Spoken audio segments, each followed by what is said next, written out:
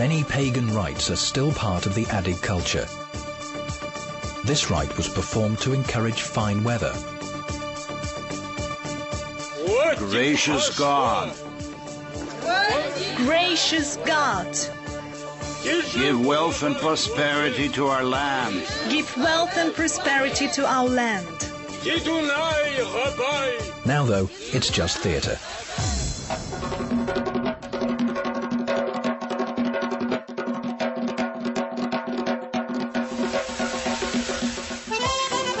Most of the people living here are now Muslims. But contrary to religious belief, they do eat pork and drink alcohol. And their women never wear the yashmak.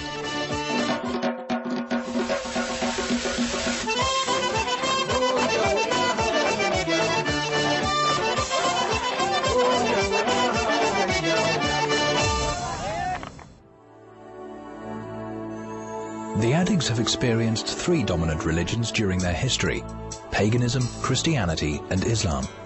But none of them explains why these table stones, as they're known, appeared in Adyghe. The area has the world's largest collection of ancient stone block buildings. Table stones are similar to stone houses, but their purpose is still largely unclear. If I start to tell you about it, you'll be here until the morning. There's a table stone in Shamset Bosi's courtyard. She says scientists have several versions suggesting its origin. Some say they are burial structures, others call them ancient sanctuaries, and there's also the belief that they represent chronological capsules containing messages given to posterity.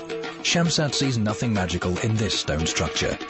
As a matter of fact, until recently, she used its roof to let her maize dry out in the sun. We've lived side by side with this table stone for several decades. We think the table stone and the house are a single whole. Of course, we keep it in order, but then in general, we keep our courtyard in order.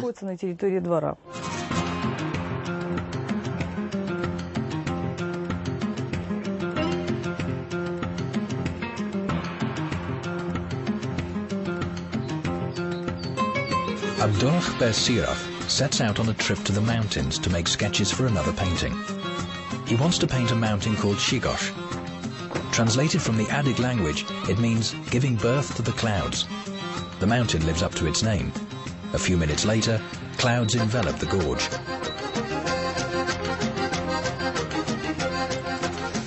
Abdullah finishes the drawing from memory and signs it using Russian letters. The sophisticated Adige language, containing 66 sounds, was committed to paper in the mid-19th century. Arabic characters served as the letters, but the Soviet government changed the alphabet.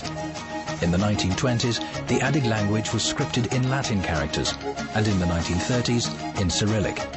Some of the sounds required 3 characters each.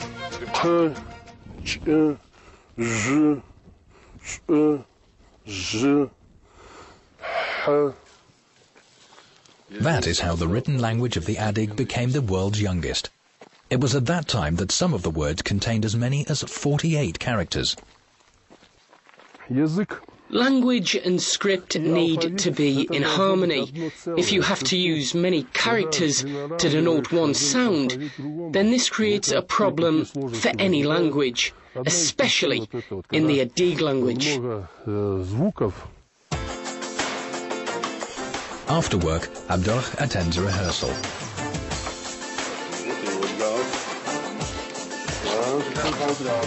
Hello? The celebrated local ensemble, Zhu, practice in the house belonging to its leader, Zamudin Guchev. In accordance with local etiquette, ensemble members take seats in line with their age, even during rehearsals. Now, as the oldest man here, Abdullah takes a seat at center stage. Zaur and Erhan take seats on both sides of the elder. Zamudin has made every instrument the band uses. He makes musical instruments in his workshop based on old samples.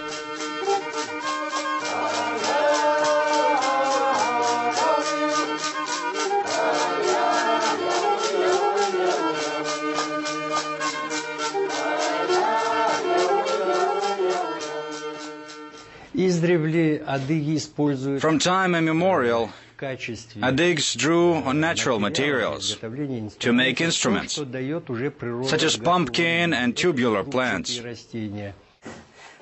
Look at this pumpkin.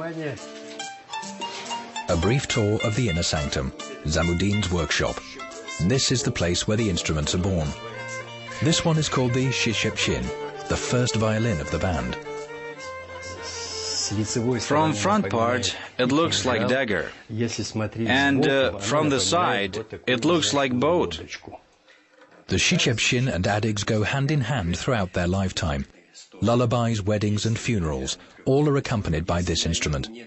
It takes several months to make a shishepshin.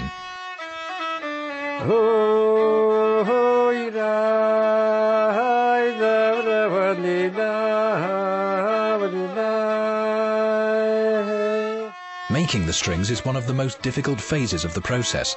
They are made from very specific horsehair. They take hair from the tail of stud horse, and it must be hybrid.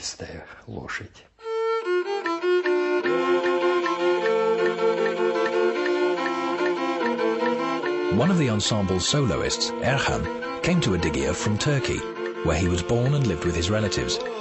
Erhan is Adig by nationality. He came to see his motherland and decided to stay here forever. I signed up for the ensemble almost as soon as I learned about its existence.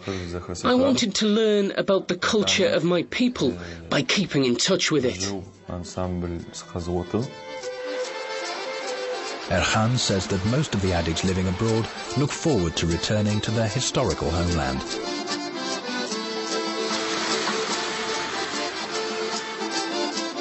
Erhan has been here now for 4 years. When he came here with the intention of entering university, he didn't know a word of Russian or Adig.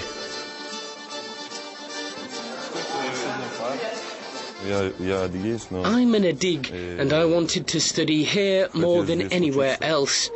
I simply wanted to take a look at my homeland, feel and understand it.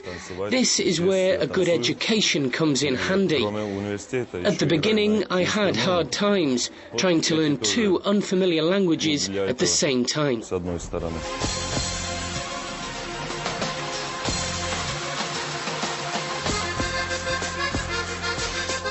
Adyghe is a blacksmith. She was one of the few women here to breach the bans imposed by its patriarchal society. She's the first woman gunsmith in the Northern Caucasus.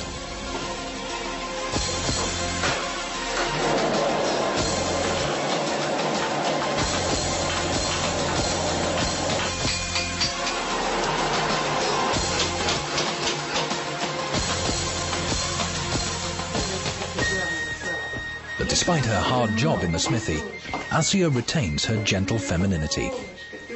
Here you are, my sunshine. What are you doing? Don't burn your fingers. Adyghe learned the secrets of metalwork before she learned to read. Her grandfather was a jeweler, so it's little wonder she played with tools rather than dolls. Adyghe has since turned her hand to making arms, hundreds of goblets, belts and pendants. Take a look at this edge. I think it needs the file. Certainly. Hold it. Following an exhibition at the Hermitage in St. Petersburg, Adyghe's works were brought by museums in Istanbul, New York and Moscow. But Adyghe is the exception. For most Adigs, following tradition is a lifestyle.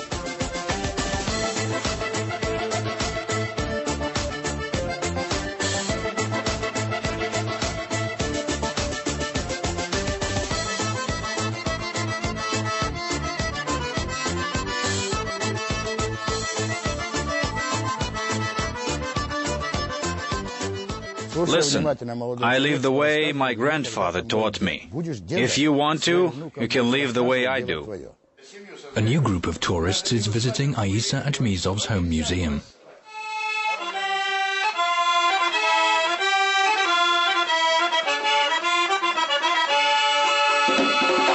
Adighe attracts people with its unraveled mysteries.